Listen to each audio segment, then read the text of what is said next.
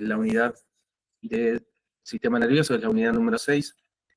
Es una unidad muy extensa, con muchos contenidos. Vamos a ver si lo hacemos de un solo. Pero bueno, trataré de hacer o de ir lo más rápido posible y de hacer, de detenerme en los conceptos, las definiciones más fundamentales o principales de este sistema que, como les decía, es bastante extenso. El sistema nervioso, entonces, que es el sistema que va a estar relacionado casi como todos nuestros tejidos, ¿no? Pero a cada uno de los rincones de nuestro cuerpo, porque gracias a él vamos a poder realizar los movimientos, vamos a poder pensar, vamos a poder, nuestros órganos se podrán eh, realizar sus funciones, etcétera. Es decir, dependemos de todo el sistema nervioso para estar en constante conexión con cada uno de nuestros órganos y de cada parte de nuestro cuerpo. El sistema nervioso se va a dividir principalmente en sistema nervioso central y el sistema nervioso periférico. A su vez, el sistema nervioso central va a estar compuesto por el encéfalo y la médula espinal. Ese encéfalo se subdivide en cerebro, cerebelo y tronco del encéfalo o tronco encefálico. Y a su vez, el tronco del encéfalo se subdivide en mesencéfalo, protuberancia anular y bulbo raquídeo. Luego, el sistema nervioso periférico, esto, por ejemplo, vendría a ser el sistema nervioso central, que es el cerebro, el cerebelo, acá vamos a tener el tronco del encéfalo, más la médula espinal, todo sistema nervioso central. Y el sistema nervioso periférico va a estar compuesto por los nervios espinales y los nervios raquídeos, pero funcionalmente se va a dividir en sistema nervioso somático y autónomo. El somático va a estar relacionado a los nervios, y esos nervios entonces relacionados a los espinales y a los nervios raquídeos, es decir, a todos aquellos nervios que salen hacia la periferia para conectarse con el sistema nervioso central y llevar o traer información de un lado hacia el otro del cuerpo. Y el sistema nervioso autónomo, que integra también todas las nerviosas, pero este se va a dividir funcionalmente en sistema nervioso simpático y parasimpático.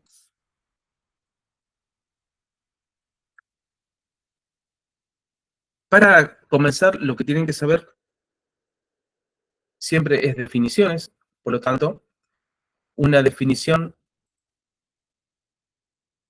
del sistema nervioso dice es el encargado de controlar o del control del funcionamiento de los órganos, es decir, la vida vegetativa, y de las vinculaciones con el medio externo, es decir, la vida de relación.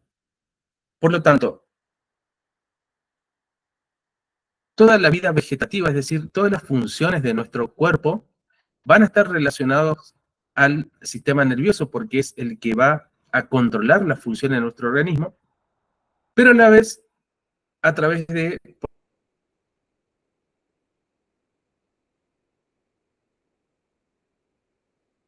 por ejemplo, de los sentidos, nos va a conectar con nuestro entorno, es decir, la vida de relación. Por lo que nosotros, a través de la vista, el tacto, el olfato, el gusto, la audición, todos los sentidos que nos relacionan con nuestro entorno, van a captar la información y estos sentidos van a llevar la información hacia el sistema nervioso y este es el que lo va a analizar, ¿no es cierto? Y es el que va a tomar las decisiones acorde a lo que estamos percibiendo.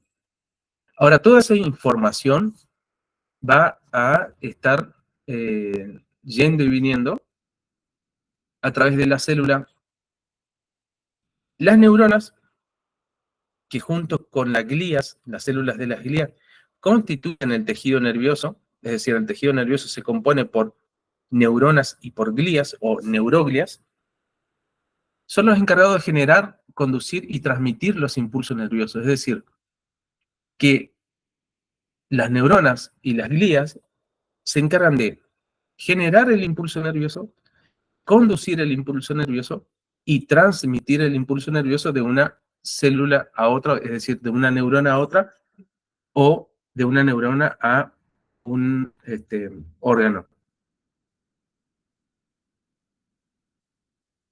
La neurona se va a componer de tres partes fundamentales que la parte donde se encuentra el núcleo de la célula, de la neurona, se llama soma. Lo pueden decir como la cabeza, por así decir, de la neurona. Eso viene a ser el soma. El cuerpo de la neurona es lo que se denomina axón, y la cola de la neurona, que viene a ser unas ramificaciones eh, que se encuentran al final del axón, se denominan o se llaman teledendrón. Estas dendritas son también extensiones o ramificaciones de la neurona que le va a permitir mayor capacidad de conexión con otras neuronas, a lo mismo que el teledendrón. En su interior vamos a encontrar corpúsculo de Nix. En su axón vamos a encontrar vainas de mielina y nodos de Rambier, perdón. Las vainas de mielina lo que le van a dar es mayor velocidad al impulso nervioso, y los nodos de Rambier, ahí está, son los que separan una vaina de mielina de la otra, que ya vamos a ver cómo se generan cada una de ellas. Lo que tienen que tener en cuenta, que es importante esto, es los nombres que van a cambiar, pero que van a estar hablando de la misma cosa. Es decir, vamos a estar hablando siempre de neuronas, pero en el sistema nervioso central, el soma, que viene a ser como la cabeza de la neurona, se va a llamar sustancia gris, y lo que se conoce como axón, en el componente esencial de la neurona, en el sistema nervioso central se va a llamar sustancia blanca. Es decir, para que vean un ejemplo,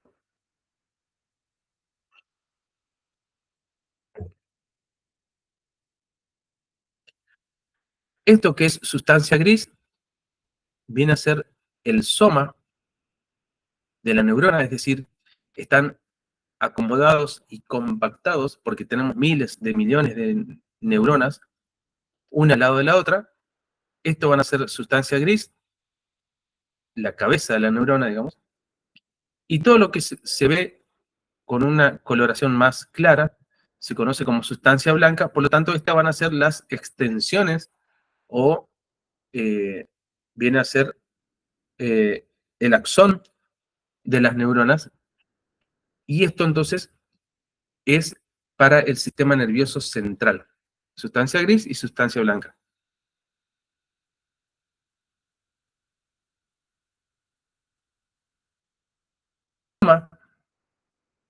Es decir, la cabeza de la neurona pasará a llamarse ganglio, el axón, que viene a ser como el cuerpo de la neurona, pasará a llamarse nervio. ¿Sí? Esto es lo que más se conoce comúnmente, ¿no es cierto?, como nervio, pero el nervio es nada más y nada menos que el soma, perdón, el axón de la neurona, y el ganglio donde se unen la información viene a ser el soma. Para que tengan una idea de eso, sistema nervioso periférico, esto es parte de la médula espinal que se encuentra aquí, dentro de lo que viene a ser el canal vertebral, es decir, dentro de cada una de las vértebras, en su interior hay una perforación, hay un hueco, un círculo, que al unirse todas las vértebras generan un canal que se llama canal vertebral, y dentro de él discurre todo lo que es la médula espinal, que después se conecta con el resto del sistema nervioso central. De aquí van a salir todos los nervios. Entonces, aquí es lo que se encuentra en un corte, lo estamos viendo en un corte transversal al sistema nervioso periférico. Y vemos que esta forma de H vienen a ser todos los somas, ¿sí? Todas las cabezas neuronales que se juntan una al lado de la otra, es decir, que esto tiene una disposición central, y periféricamente, hacia afuera, se van a ubicar los nervios que vienen a ser, ¿sí?, como el cuerpo de la neurona, o en todo caso el axón neuronal. Entonces, un nervio, por ejemplo, va a ser el sensitivo, el que va a recibir el estímulo. Acá vamos a tener un ganglio espinal, es decir, que acá vamos a tener también la cabeza de un soma. Se unen toda la sustancia gris y después sale como a través de un nervio que es un nervio reflejo,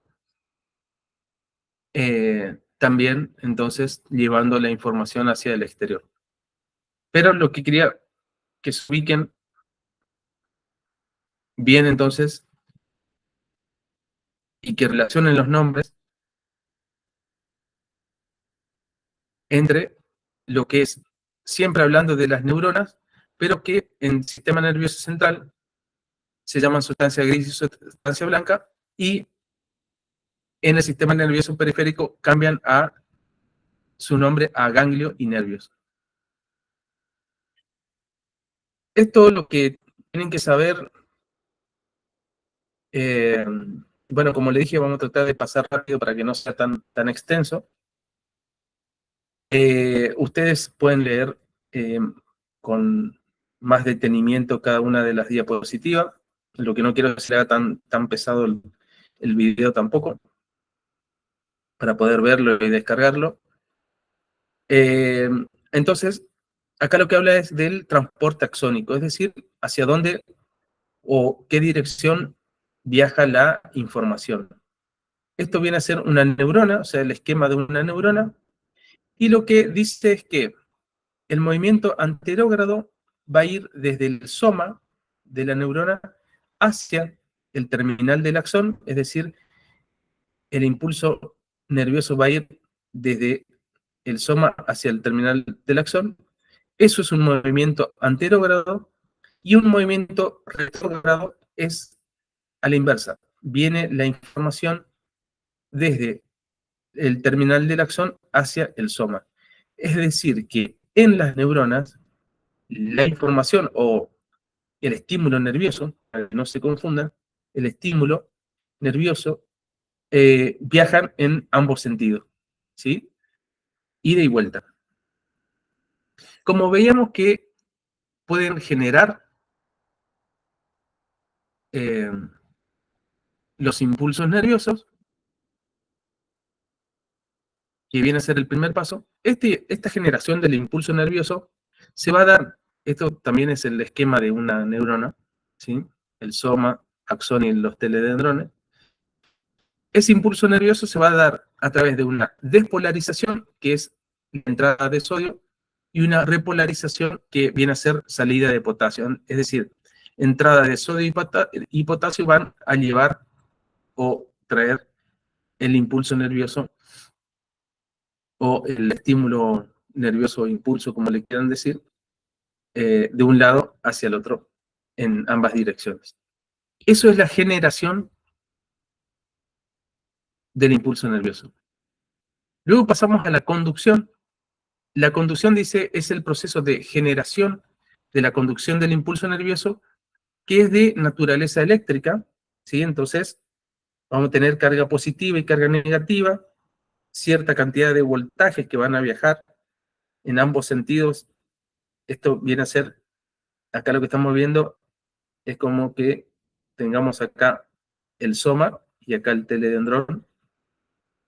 Esto viene a ser entonces el axón de la neurona. Entonces va viajando de un lado al otro. La entrada de sodio y potasio, entrada y salida, mejor dicho, de sodio y potasio, hace que se despolarice y se repolarice la neurona, generando entonces la actividad eléctrica a lo largo de la misma. Y por último, el tercer paso, que era la transmisión, es de naturaleza química, porque todo lo anterior, como decíamos, la generación del impulso nervioso o del estímulo nervioso, más la conducción del estímulo nervioso, es de naturaleza eléctrica, y la transmisión, es decir, de el pasaje de una neurona hacia la neurona vecina del impulso nervioso, eso es de naturaleza química.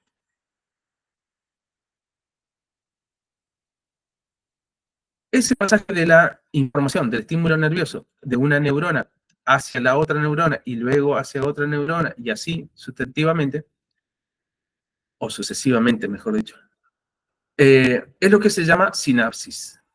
Entonces, la sinapsis, definición, todo definición tienen que saber, es una unión intercelular especializada entre neuronas o entre una neurona y una célula efectora, y en estos contactos se lleva a cabo entonces la transmisión del impulso nervioso.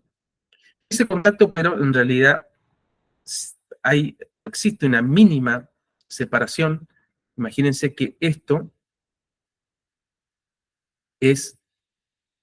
digamos, esta pequeña unión, que como le digo, no es una unión del todo, porque siempre hay un pequeño espacio que se llama un espacio sináptico entre lo que viene a ser las extensiones de una neurona y la otra. Es decir, esta es una neurona, el terminal de una neurona, y este viene a ser el receptor, la parte de otra neurona.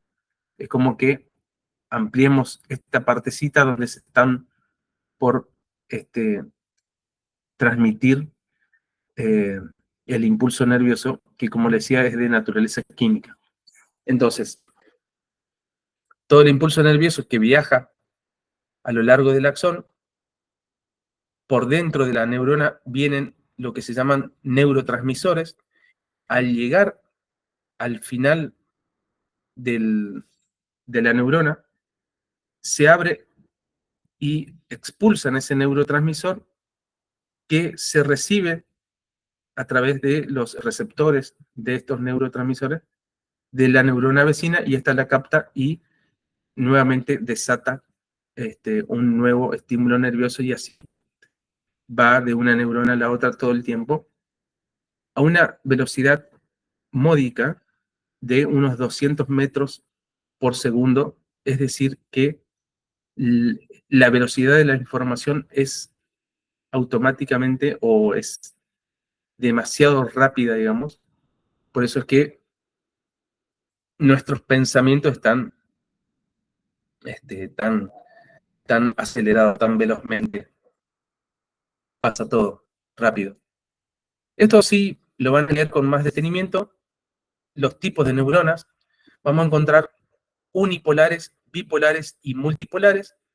Lo que tienen que saber acá que unipolar quiere decir que tiene un solo polo, bipolar es que tienen dos y multi que tienen varios. esos polos están referidos a los axones de las neuronas.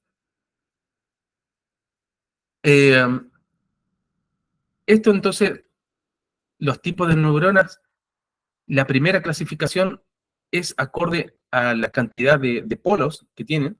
Estos son los ejemplos, ¿no? Y la otra clasificación es acorde a su función, es decir, esto es acorde a su forma, a la forma de la neurona, y esto acorde a la función. Las neuronas se van a dividir en sensoriales, que son las que conducen el impulso nervioso desde el receptor, como por ejemplo la piel, como dice el esquema ahí, hacia el sistema nervioso central. Esas son las sensoriales o sensitivas.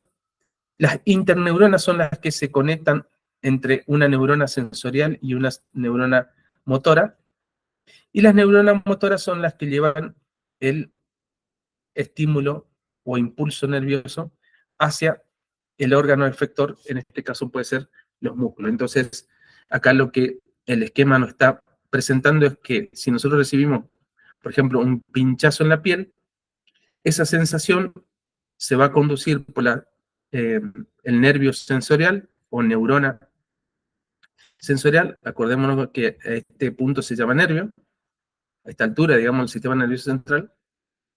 La interneurona conecta, o sea, toda la información llega a la médula espinal.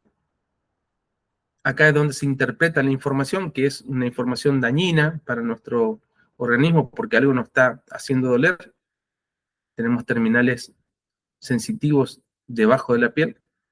Y entonces la información le llega al músculo para que, supongamos que nos estamos pinchando un dedo, entonces nosotros saquemos el brazo de ese lugar o saquemos todo la mano del lugar porque el impulso o la información dolorosa, digamos, llegaron a los músculos y estos reaccionaron. Entonces, esto es a nivel funcional, cómo se clasifican las neuronas.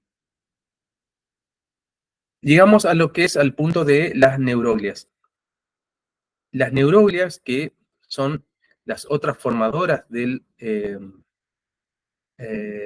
tejido nervioso, están compuestas por las macroglias, que son astrocitos, oligodendrocitos, células de Schwann y los ependimocitos. En este caso, los astrocitos son las que forman la barrera hematocefálica de la neurona. Los oligodendrocitos son las que forman las vainas de mielina en el sistema nervioso central. Bueno, estos, por ejemplo, son los astrocitos. Los vamos a encontrar principalmente en nuestro cerebro, que se unen a los vasos sanguíneos para tratar de defendernos de cualquier micropartícula o microorganismo que quiera invadir nuestro sistema nervioso central. Los oligodendrocitos, este es un esquema del oligodendrocito, que forma vaina de mielina. Estos son los axones de una neurona, forman vaina de mielina, y esa vaina de mielina lo que hace es que la neurona pueda transmitir su información a mayor velocidad que una neurona que no tiene vaina de mielina. El oligodendrocito puede mielinizar más de un axón. Las células de Schwann son las que forman vaina de mielina, pero en el sistema nervioso periférico, es decir, esto es sistema nervioso central, oligodendrocitos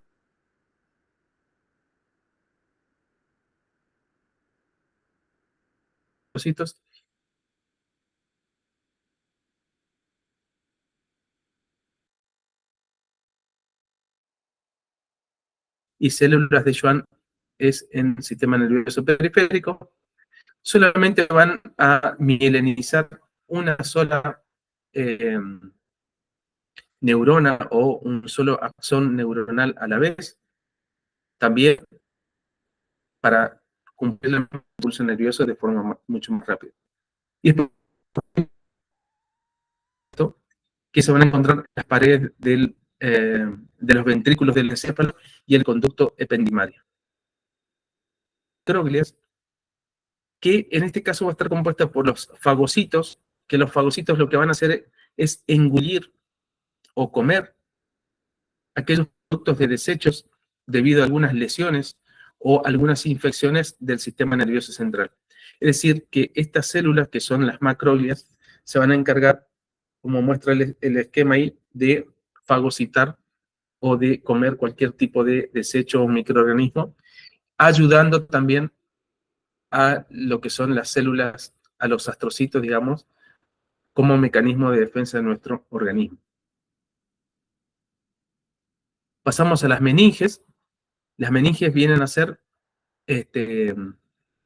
unas especie de barreras de protección. Son capas que van a cubrir o van a ayudar a la protección de, por ejemplo, el encéfalo.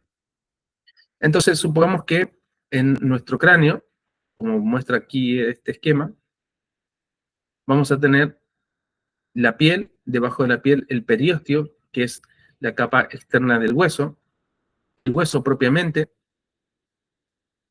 y debajo del hueso, del cráneo, vamos a tener de superficial hacia profundo, la primera capa que va a ser la dura madre, luego le sigue la aracnoides y luego la pía madre. Debajo de la pía madre recién comienza el tejido nervioso, que como muestra acá el esquema, podría ser el encéfalo o el cerebro, como le quieran llamar. Bien, después lean bien las definiciones de qué es la dura madre, aracnoide y pía madre. Así pasamos ya a cómo se va a clasificar el sistema, todo el sistema nervioso. Porque si no se hace muy extenso el video. ¿Cómo se clasifica el sistema nervioso? Esto tienen que tratar de saber diferenciar, porque el sistema nervioso se va a dividir de forma anatómica y de forma fisiológica, es decir, a través de su composición anatómica y a través de su función anatómica. En su composición anatómica, el sistema nervioso se va a dividir en, o se va a clasificar en sistema nervioso central, que contiene el encéfalo y la médula espinal, y el sistema nervioso periférico, que está compuesto por los nervios craneales y los nervios raquídeos.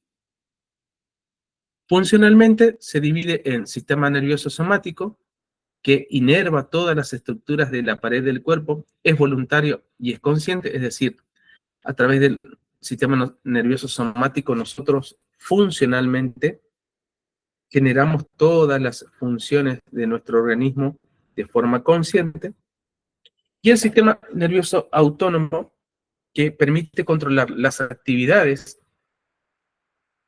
de los músculos involuntarios y es inconsciente, es decir, que esta parte de nuestro organismo funcionalmente trabaja de forma inconsciente, por lo que ahí es donde entran todos los que son los automatismos de nuestro cuerpo.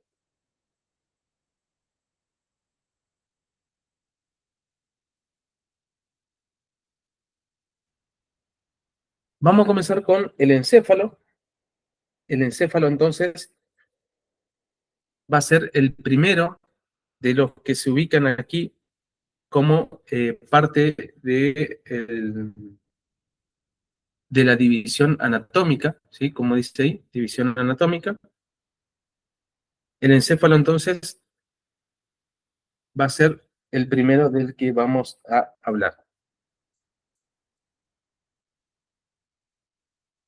El encéfalo entonces contiene o está compuesto por el cerebro, el tronco del encéfalo y el cerebelo.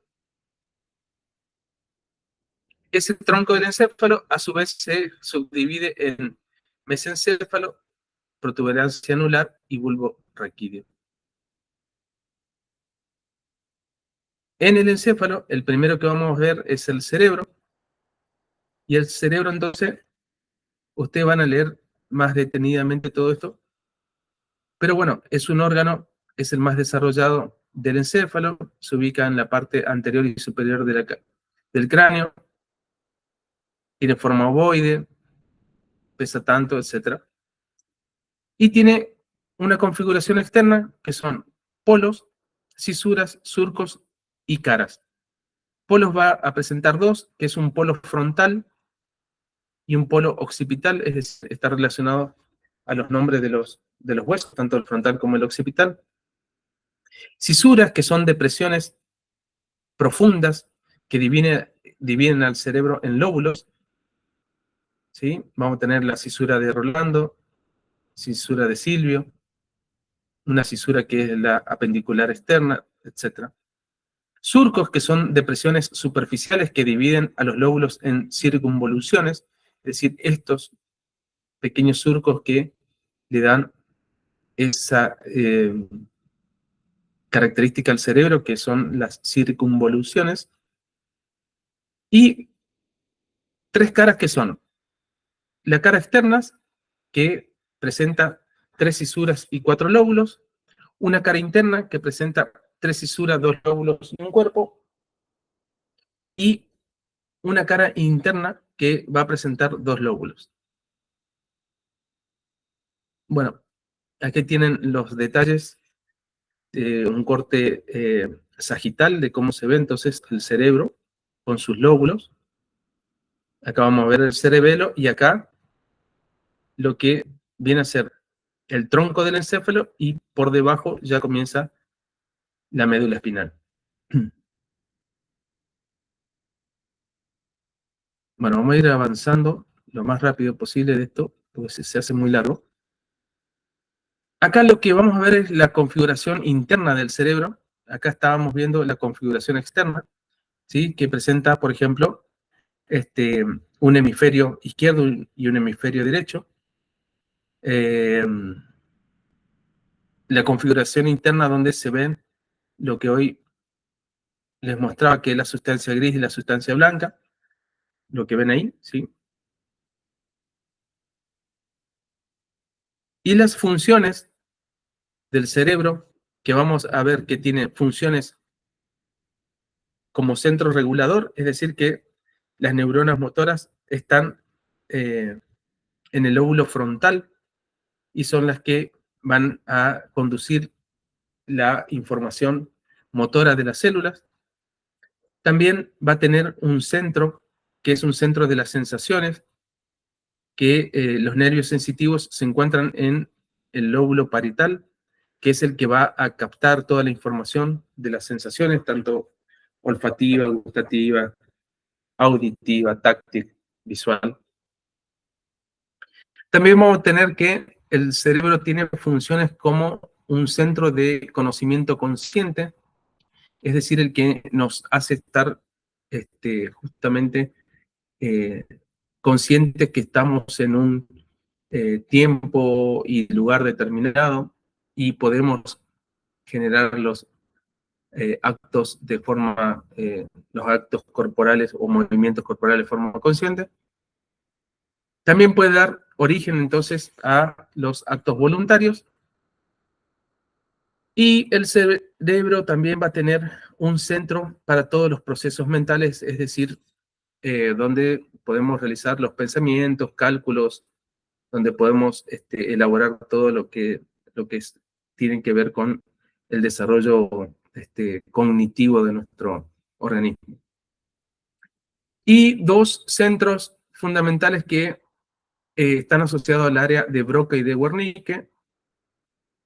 Estos centros que están oscurecidos ahí, acá tenemos el área de Wernicke y el área de Broca, son, por ejemplo, los que están relacionados a la modulación. Por ejemplo, el de Broca es el que nos ayuda a mover, a modular la boca y a emitir la voz, por ejemplo.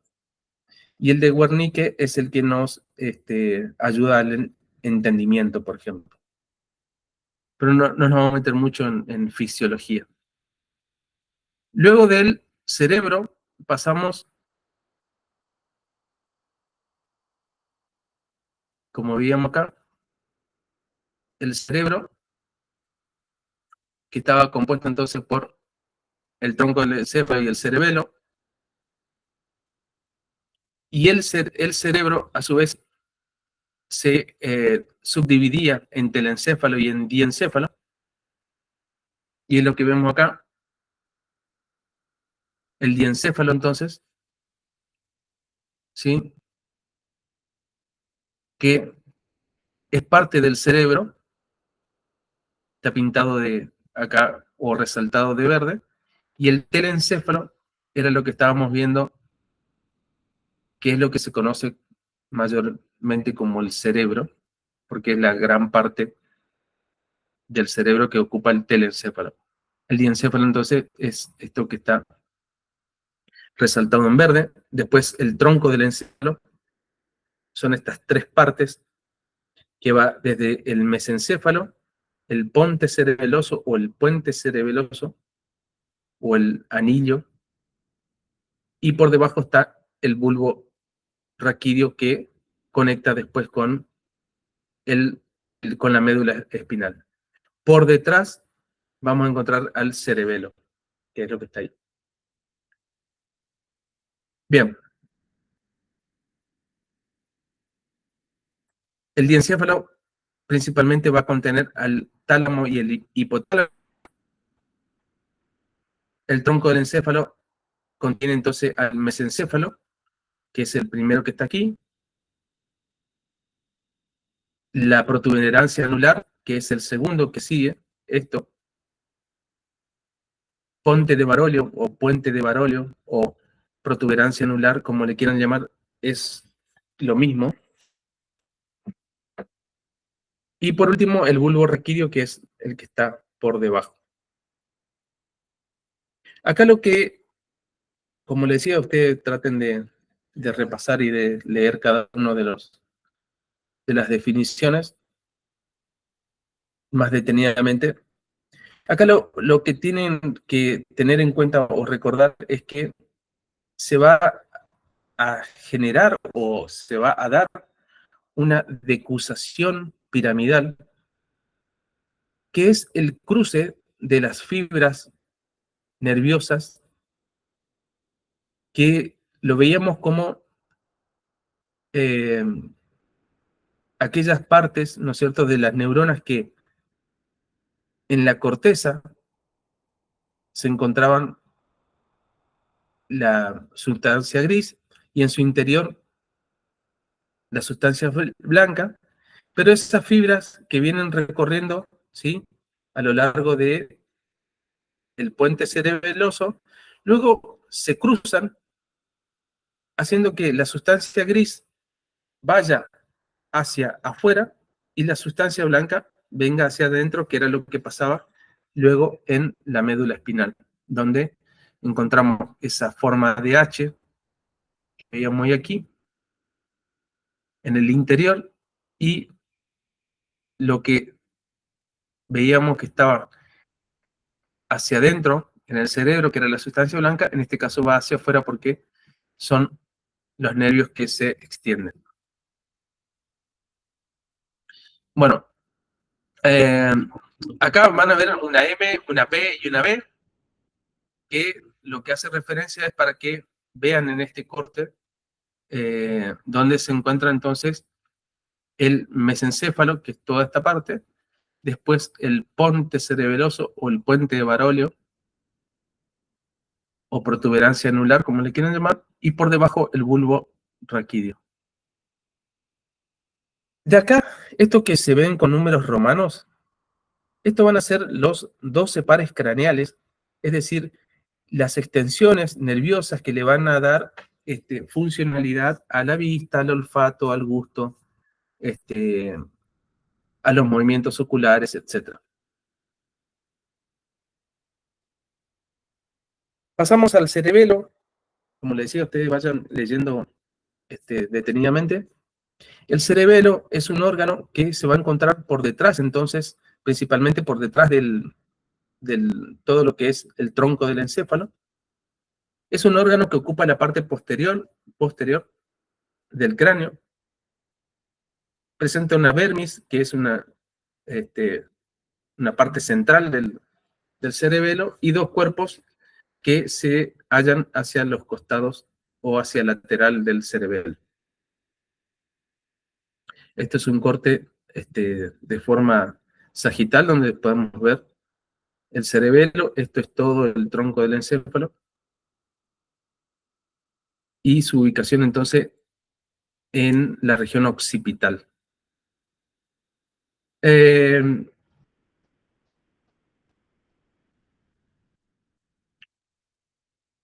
como funciones principales, más allá de las partes del cerebelo, vamos a ver que el mismo puede regular el equilibrio corporal, la posición corporal, es decir, conecta entonces a los músculos principalmente, se conecta con el oído interno también para mantenernos en equilibrio y en posición, es decir, es el que nos orienta posicionalmente.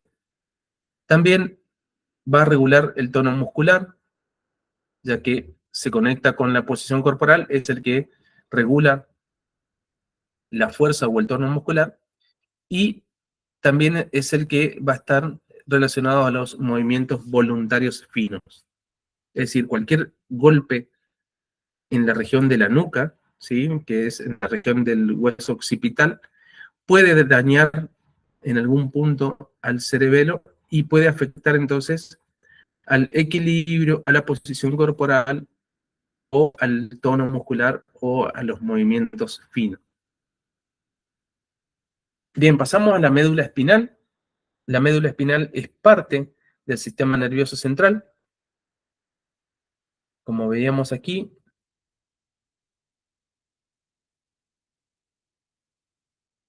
¿Sí? El sistema nervioso central. Entonces, vimos así de forma rápida todo el encéfalo con su cerebro, el cerebro con el telencéfalo y el diencéfalo, el tronco del encéfalo con el mesencéfalo, la protuberancia anular y el bulbo raquídeo, que son estos tres, y el cerebelo, que, como le decía, ustedes van viendo ya con más detalle cada definición. El sistema nervioso periférico entonces está compuesto también por los nervios craneales y raquídeos, que ya vamos a ver. En este caso, lo que tenemos que tocar es la médula espinal. La médula espinal es un órgano alojado en el conducto raquídeo de la columna vertebral.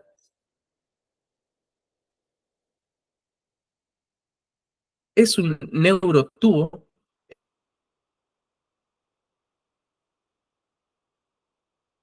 es decir, tiene forma tubular, compuesto por neuronas que puede medir aproximadamente entre 45 y 50 centímetros. Se extiende desde la C1, es decir, desde la cervical 1 hasta la E2, es decir, hasta la vértebra lumbar 2, y presenta engrosamientos en la región dorsal o la región lumbar. Va a estar relacionada con lo que se conoce el acto reflejo, que era lo que veíamos hoy. Va a tener un receptor, es decir, un nervio sensitivo, que es el que va a percibir la sensación, va a llevar a la médula espinal esa información y va a sacar hacia el músculo a través de la neurona motora o hacia el órgano que va a recibir la información motora para que éste reaccione según a qué estímulo se deba la sensación. Bueno, así, cortito nada más, esta definición. Vamos a ver que tiene la médula espinal diferentes regiones que están relacionadas directamente a los nombres de las vértebras, es decir, la columna vertebral, por ejemplo, va a tener eh, 8 vértebras cervicales, y esta curvatura y esta región de la médula espinal se va a llamar cervical. Luego va a tener 12 vértebras torácicas, y este sector de la médula espinal se va a llamar torácico. Luego lo mismo va a pasar con la lumbar,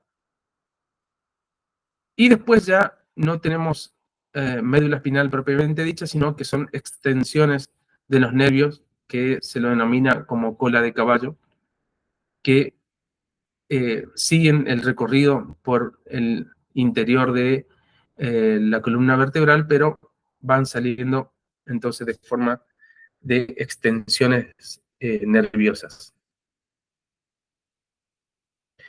el sistema nervioso periférico y el sistema nervioso autónomo. Perdón.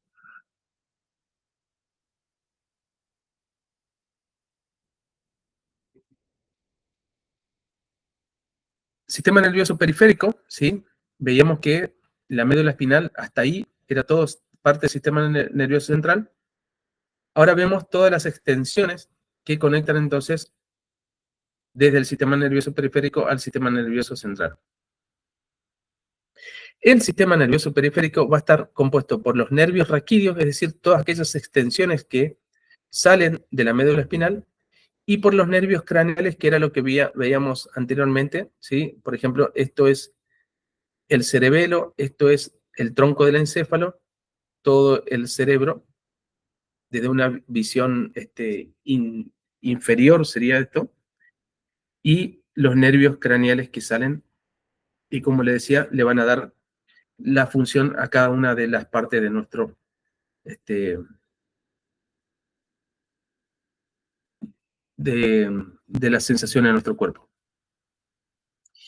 Los nervios raquídeos son 31 pares que se originan en la médula espinal, o sea, salen de la médula espinal, y poseen raíz motora, raíz sensitiva y ganglio espinal, que era lo que veíamos anteriormente, acá, ¿sí? Una motora, una sensitiva y ganglios espinales. Como le decía, esos nervios raquídeos van a estar compuestos también por algunos plexos. Los nervios van a recibir nombres acorde a la región, como le decía, de la cervical, torácica, lumbar y sacra.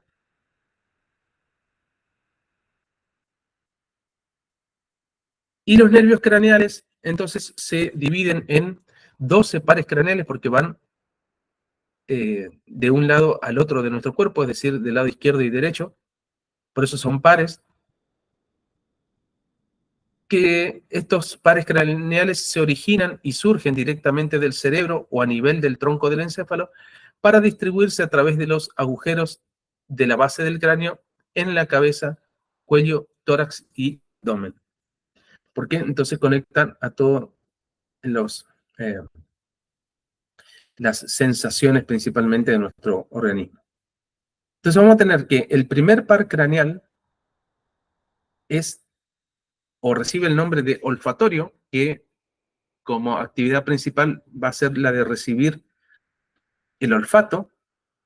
Luego el par craneal 2 o el segundo par craneal es el de la visión, es decir, este es el nervio óptico, es el que va a recibir toda la información a través de los ojos. Después los pares craneales 3, 4 y 6, que son los que, acá lo tenemos el 3, 4 y 6, están relacionados a el nervio oculomotor, al nervio troclear, el abductor o oculomotor externo. Es decir, el par craneal 3, 4 y 6 son los que van a generar los movimientos oculares, tanto hacia arriba, hacia abajo, hacia el lado interno o externo. Estos nervios son los que se van a encargar de esos movimientos. Después tenemos el nervio trigémino, que es el par craneal 5, es el que va a recibir las sensaciones faciales y los movimientos mandibular, es decir, que gracias a este nervio nosotros vamos a poder tener sensibilidad en el rostro, en la cara, y vamos a poder mover la mandíbula, que viene a ser el maxilar inferior. El par craneal 7 es el de la expresión facial y del sentido del gusto. Es decir, este nervio va a ser el que va a estar relacionado con las papilas gustativas de la lengua, es el que va a recibir la información del gusto, y también es el que nos va a dar las expresiones faciales, es decir, los movimientos faciales más finos. El quinto es el que recibe la sensación, y el séptimo es el que nos da los movimientos o las expresiones faciales. El par craneal 8, que es el acústico o el vestíbulo coclear es el que está relacionado al conducto auditivo interno, es decir, es el que recibe el sentido del oído y también el equilibrio. Por lo tanto, el par craneal 8 no solamente va a recibir el sonido para que nuestro cerebro interprete los sonidos que llegan al oído, sino que también se va a conectar con el cerebelo para ayudarle al cerebelo a mantenernos en equilibrio. Luego, el par craneal 9, bien conocido como nervio glosofaringio, es el que participa también del sentido del gusto y de la sensación de la garganta. Es decir, es el que recibe toda la información, tanto del gusto como todos los movimientos y las sensaciones en la garganta. El par craneal 10 o nervio vago es el par craneal que va a estar controlando la respiración, la circulación y la digestión. Es decir, es el que va a estar conectado a los pulmones, al corazón y al, al estómago. Por lo que va a ayudar entonces a todos esos procesos. Luego tenemos el nervio accesorio, que es el par craneal 11, que es el que nos va a dar el movimiento de los cuellos y de los músculos dorsales, es decir, los músculos, algunos músculos de la región superior de la espalda. Y el último, que es el nervio hipogloso, el par craneal 12, que es el que nos da el movimiento de la lengua. Se encuentra por debajo de la lengua y es el que nos ayuda a mover la lengua.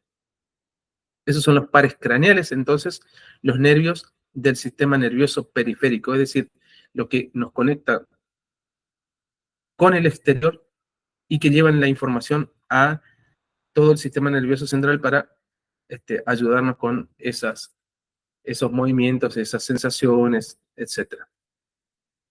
Por último, para terminar, vamos a tener, ya queda poquito, la división fisiológica del sistema nervioso, que como veíamos teníamos un sistema, una parte, digamos, de nuestro sistema nervioso que es el somático, es el que es todo voluntario, es decir, el que nosotros controlamos, y el autónomo que es todo automático, que es el que trabaja de forma inconsciente, por así decirlo. Entonces, el sistema nervioso somático está formado por neuronas sensitivas que llevan la información desde los receptores sensoriales hasta el sistema nervioso central y por axones motores que conducen los impulsos a los músculos esqueléticos para permitir movimientos voluntarios como, por ejemplo, saludar con la mano, escribir, etc. Es decir, el somático, como les decía, es el que nos ayuda a estar relacionados de forma consciente con nuestro cuerpo y con el exterior.